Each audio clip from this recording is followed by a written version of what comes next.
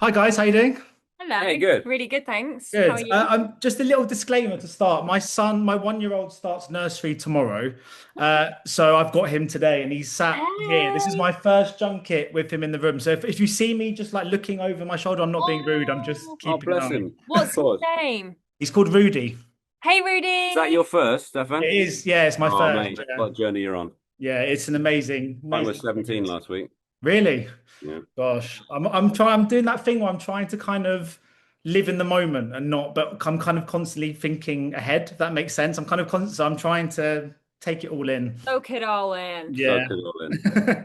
Right, so I'm going to get started. I loved the first season, by the way. I thought it was just so thrilling and kind of captivating. And I mean, it was so the thing I loved about the first season as well was it was so pertinent and it was kind of on the nose and it really reflected back such a kind of real and kind of scary world and how kind of online trolls can completely influence and destabilize societies. In the time between the seasons, cybercrimes and warfare is just as relevant as ever, especially with the rise of AI. Can you just talk a little bit about how this second season fits into the world as we know it today? Yeah, well, the interesting thing is that when we shot the first season, it was set in the future, and then when we shot this season, it was set. We started shooting in 24, which was the year that it was actually set, and now obviously we're in 26, so it's actually now in the past. But everything in it is so kind of relevant and has only become more so in the intervening times since the first and second seasons. The doing the first season kind of opened up that world for us in Yeah. terms of realizing, the ongoing conflict that is online Yeah, between nations, and that's I think only become more evident to people generally definitely. anyway. I think people are more aware of it now than they were even 3 years Yeah. ago. And I think season two peels back even more layers that are at work and uncovers even more foreign actors and things happening behind the scenes, which come true every single day. It's scarier than ever, really. And with the real spies that we consult with to make the show, it's completely accurate in it's obviously it's a story, it's a fictionalized version, but the principles, things that are happening are completely plausible. So it hasn't really stopped becoming more and more scarily true. Mm. So you said you worked with spies on to Yeah, Yeah, we have oh real spies consulting yeah. on the show As and work with us. they're watching this. yeah, yeah, because I was well, they probably are. But I was going to ask because I mean, as actors, kind of, I've always interested to know: is that one of the kind of great joys of this when you take on a kind of role on any project in any kind of world, and then you start meeting sort of spies, or you start kind of getting to understand the world in a way that kind of you otherwise kind of would never have been able to if it wasn't for the kind of the role that you've taken on. Is that quite an exciting element to acting? And what was it like working with spies on this? Yeah, it's incredible. But they get really excited about meeting us. Yeah, which is Yeah. so weird. We're always like, you're the cool ones, and they're like, this is so cool, like No, being on you're the set. cool ones. Yeah, but they're it's interesting because they're really, really normal. And you would never know. You really would never know that they're like life-saving spies or like geniuses. And it's kind of weird, isn't it? It's very strange. We've screened the show for the GCHQ folk a couple of times and been to GCHQ. And yes, it's incredibly, the security is extremely deep and it takes a lot to get on site. But once you get on site, it's just a lot of people that you would see in the street and Yeah, not say, we get this idea of spies being James Bond or Ethan Hunt, but they're just regular they people. are. And there's a Greg's in There's them. a the Greggs in GCHQ Yeah. is the most successful Greggs in the country. It is. And ironically, given that the building is called the Donut, the best-selling treat there is the donut. So That is ironic. that is.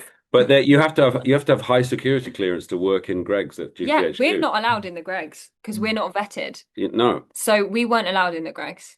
You have to I really be, fancied a steak bake. Yeah, well, yeah. you can't always get what you want, Simon. Yeah.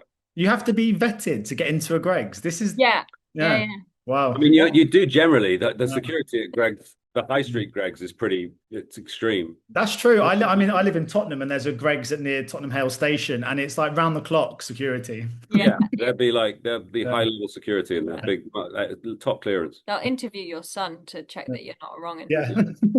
Yeah. Yeah. Well, they've got to protect those sausage rolls. Exactly. Yeah, but That's I important. love I love how this show kind of thrives in kind of character because obviously it's it's an intimate character story, a study of kind of Sarah, and yet the kind of themes impact the entire world. So but it's got this really interesting and kind of incredible balance of kind of being very personal and yet being very kind of broad and quite kind of epic, which is kind of no mean feat, really. That's what stood out in kind of season one for me. But when you guys got the scripts for season two, what area would you say this kind of second season really comes into its element? Yeah, it's really amazing because that personal side, you finally get to see Danny's personal, like Simon's character, Danny's personal life, which you never see that in the first season, do you? No. Always at work. But the joy of this season is what goes on behind that exterior, that work exterior. Like there's a real human being behind that. Yeah, and I think that's kind of that you've kind of got to the root of what the show is about in a way. It is about people in an extraordinary, regular people dealing with extraordinary circumstances. In the first series, you have, there's Sarah's home life and her relationship with her father and the tragedy that happens there, her relationship with Kathy, all the while she's uncovering this, international cybercrime sort of thing that's going on. And then with the second season, you get to see what Danny's like at home, because these people, they are just ordinary people. What we said about the real GCHQ people is very true. They're just regular people, but they're dealing with, international extraordinary circumstances. And obviously the whole thing of Danny's home life is exacerbated by the fact that his wife is also at GCHQ. So immediately has uh, a relationship where there has to be secrets because they can't talk about their respective departments. And that, they joke about it. They joke about telling each other secrets and stuff, but really it's a metaphor for other things going on in their lives. Yeah. And has being a kind of part of this project in season one and obviously now season two changed your perspectives at all about the way we use the internet? I mean, has it had any kind of lasting effect or changed the way you see the world at all? Yeah, right. Definitely. Totally. I mean, from the get-go, and it hasn't really changed since then. Really way more like distrusting of a lot of the information that I see online, and like social media is just a complete minefield, isn't it? I had no idea that we were essentially fighting a war like all the time. There are constant threats to our digital infrastructure. There's stuff that's just in there ready to go off. We have stuff in their infrastructures, our sort of adversaries that's ready to go off. And we are constantly under attack, whether that's from hackers or from bad actors in government. Yeah, it's happening all the time. Yeah. And like I hadn't realized that a hell of a lot of what happens in domestic politics is dictated by machinations from foreign actors creating conflict and seeding like division in our own domestic affairs. And a lot of the left-right division is stoked by bots. Like the degree of that, I had no idea until I did the show. And now it plays out all the time. A lot of dictatorial regimes want to make their sort of society that they have the power of it seem ideal. And the way that they do that is by destabilizing, like Putin is that's his thing. He just wants the rest of the world to look like a mess. And he's done quite a good job of Yeah. of giving that appearance and also, creating it to some degree. So yeah, understanding that there is an active Yeah. cyber warfare Yeah. campaign being waged against us 24/7. Yeah, and I definitely think since learning all of this stuff and doing the show, definitely feel far more grateful for democracy than I ever realized. Like to take it for granted was something that I was doing for years, but recognizing that even though we're under a lot of threat and pressure by a lot of these foreign actors and the kind of positioning that they do, we are so lucky to be in a democracy. Yeah, because I mean, it is terrifying at times, this show, because it is so kind of real. But obviously, the key thing to this series is to entertain. I mean, that sort of goes without saying. That's what kind of great TV shows do. But it's also it's educational, and it really kind of helps inform us about the world that we kind of live in. Is it quite important, you think, that shows like this are being made? And also, is it important for you guys to be involved in a show of this nature? Yeah, I think so. I think Definitely. it's good to see a kind of a show about an intelligence agency which isn't about people with rocket boots and, masks that you put off. This is a kind of this is grounded very much in reality, and it reflects. Of course, it's heightened, and there's human drama in it as well. But yeah, I think it's really interesting to know what goes on while Yeah. we're all sleeping in our beds, thinking that everything is fine. Yeah, Um, and also to like educate people that they really shouldn't be falling for a lot of the the bots and the fake news and the positioning that happens from these foreign actors, and to really like take a little bit of control back over the kind of information that we're consuming. I think that's a really important mm. message. I hope people take it. It's hard though. It takes like a huge amount of due diligence. And a lot of people don't have the time or the capacity to do that. So it's a huge challenge, but it's very prescient.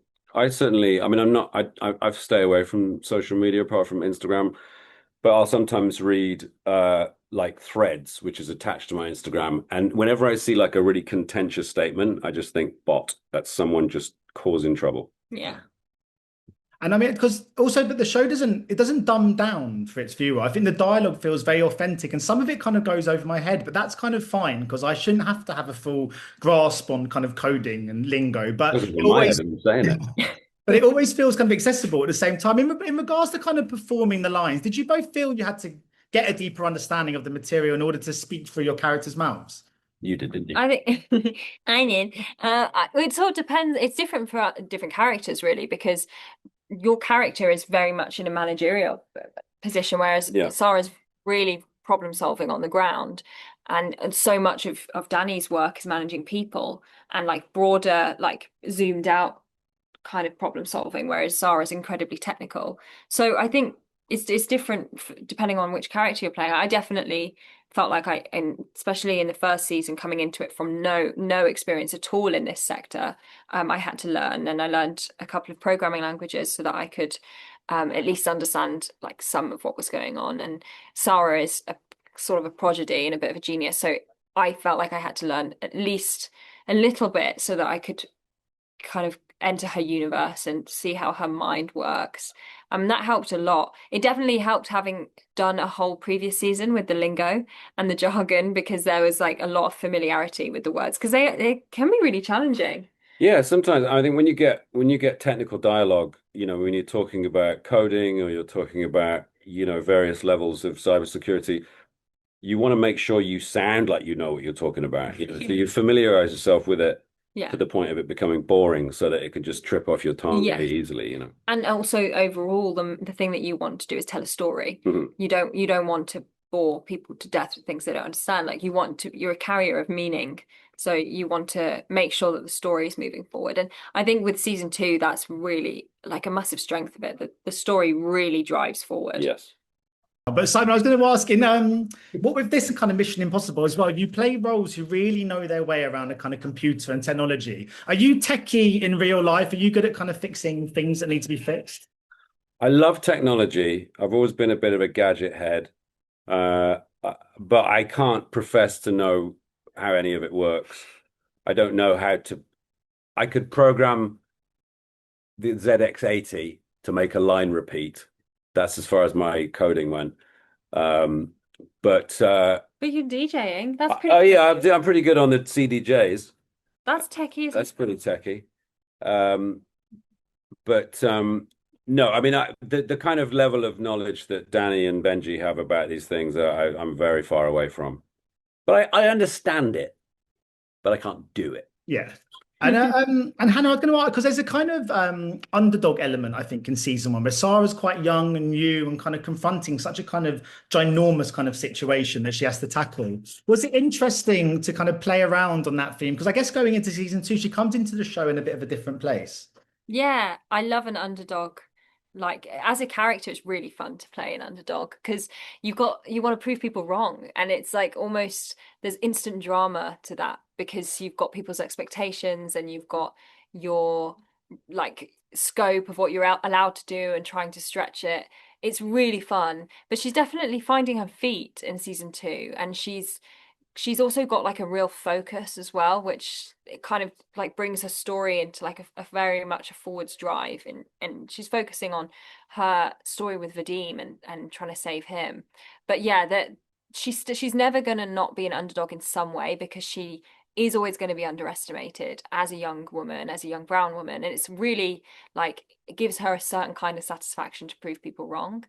And she doesn't like necessarily following rules, so there's always a little bit of there's a little bit of scrappiness to her, but it's also great because like our characters have a great relationship, and Yeah. we end up working together quite a lot in this series, and we have our own kind of secret missions going on. So even though she's still an underdog, she's got an ally, and we're working together, and she's finding her feet. So I feel like she's got yeah, confidence is a little bit, definitely. because she's proved herself totally indispensable. You know, she identified the initial piece of malware, then she managed to, you know, meet up with Vadim and all that. So by the time we join the second series, she's confident enough to go up to Danny and say, "What about this?" You know. Yeah.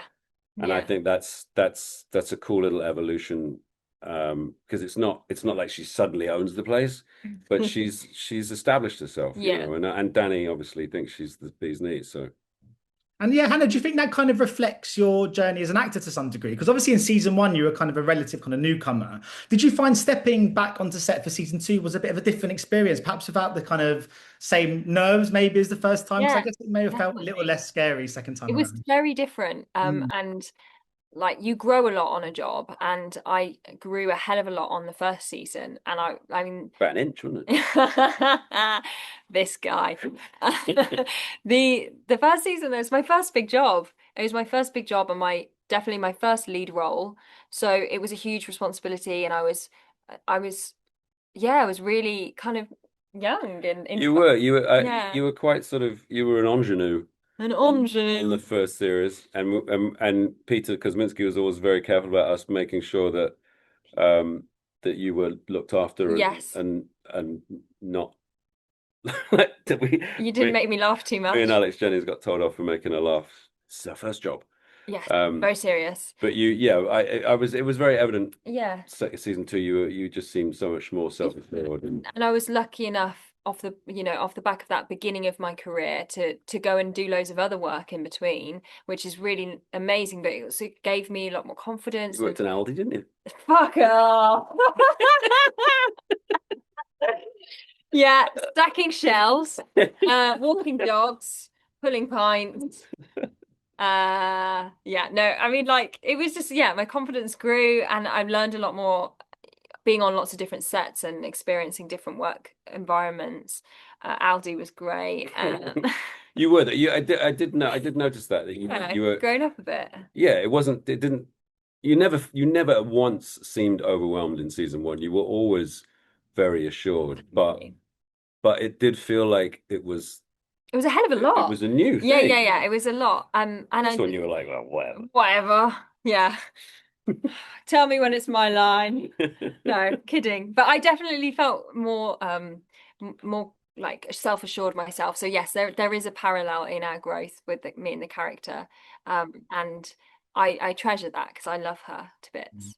Yeah, because I imagine if you're kind of always owe such a great deal to this show is giving you that kind of Absolutely. opportunity to take on such a complex role and have Yeah, that kind of platform to absolutely. showcase your talents. But Simon, I wanted to know, when looking over your career, what show or kind of project would you cite as being the one that truly launched your career and really made you feel like, okay, I think this is what I do now. This is my career.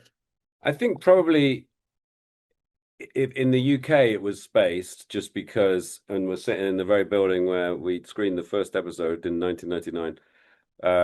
And on the globally, probably Shaun of the Dead, just because that was what was our sort of, mine and Edgar and Nick's calling card when we first arrived. And that certainly led to me working on, you know, big movies. But yeah, I remember just not really on Spaced. It was like, you know, what we were doing. It was, we knew we were just left to our own devices to make this. It was different, I think, because Yeah. this felt like a big landmark show. It was Peter Kosminski. He's such a respected and talented, you know, and you went through a long process of getting cast, and then suddenly Hannah was fronting a major kind of show for Channel 4. For me, it was much more gradual because Space was very left field. It was like 9 o'clock on a Friday. Oh, that's quite a good time to be on, actually. Anyway, but I'm just saying that it Yeah. felt it was less of a steep curve. Like for you, it was like go. It was weird. Yeah, it was crazy. But and then I guess I have a second like gradual curve then Yeah, for the yeah, rest of my career. But yeah, Shaun of the Dead's got to be the most biggest global start of that. I mean, it's Surely. all right. Do you know what I mean? I mean, when I first met Simon in rehearsal for season 1, I was a bit starstruck because like I've grown up watching your movies, and I was like he's a name in our household. So I and remember when you like said that, and I was like, I felt so old because I've grew up watching you. yeah, Oh, fucking hell. yeah. When you were young, I was a fan of you. You little No, kid, little yeah. 10-year-old Hannah Little watching me on the telly. film. But yeah, that's a huge Thank deal. God. Ah. Well, I think I've only got time for maybe one or just two more questions. So quickly, I was going to ask, because Simon, there's this kind of old cliche in the kind of world of acting, the kind of one for you, one for me approach. And that's not for a minute suggesting the big blockbuster roles aren't for you because they're great and they look like an insane amount of fun. But I wanted to ask, how thankful are you to those kind of big major productions to allow you the opportunity to then dive into shows of this nature? Oh yeah, I mean, I was so happy when Peter got in contact about the first series because when you do when you start your career in comedy, people generally think that's all you do, and to have Peter, someone who is such an incredible sort of creative and filmmaker, to sort of like, hey, do you want to play this role? It's completely serious. It was a delight, and so yeah, and I think after coming off 5 years of doing Mission Impossible, those two films, all I want to do is this kind of thing. That's what I want to do now, and getting to do another series of this, and everything I've done subsequently has just been for me. And I love doing this. It's great fun. It's great fun I find drama more challenging than comedy. I've loved watching your career develop after this show because all of the stuff you've done has been so sick. And That's good, right? Sick is good. Sick is good, old man. Good. And and as a dramatic actor, like you're so gifted. And Otherwise, I'll have to start giving you compliments, and then it won't stop. And you can't bear to do that. No, I cannot. That's all I ever do. It's the true. bee's knees. But anyway, let's stop being nice. This is boring. So just very finally then, because I just on that note, I couldn't let this interview pass, Simon, without mentioning a kind of future project. Because if we're talking passion projects and things that really kind of tickle our creative bones, you've of course worked with Jamie Adams, and I get on really well with Jamie Adams. We've kind of known each other for a number of years. Yeah. So I just wanted to know how enjoyable it is to work in that incredibly freeing environment that he creates for his actors. And I know you're working with Quentin Tarantino, which is absolutely insane. Yes. It's great, and I'm gonna mention Hannah to Jamie because I feel like mention me as well, Stefan. Double-pronged attack. Yeah, that would be great. Because he's like, Jamie's all about the work. It's it's a 6-day shoot. It's totally improvised. You get paid scale. It is definitely one for you, but it's so gratifying because the opportunity to just create and improvise and find the character as you perform it. I loved working. I've worked with Jamie twice now, and I'll definitely do it again. And I'm definitely going to mention you to him because he will have, he's just like, everybody come in, let's do something. Also, I love improvising. Like, I love improvisation. So, and him and Terrence Malick are both on my bucket list because they're both long take improviser. Like, tell him, I'm going to text him right now.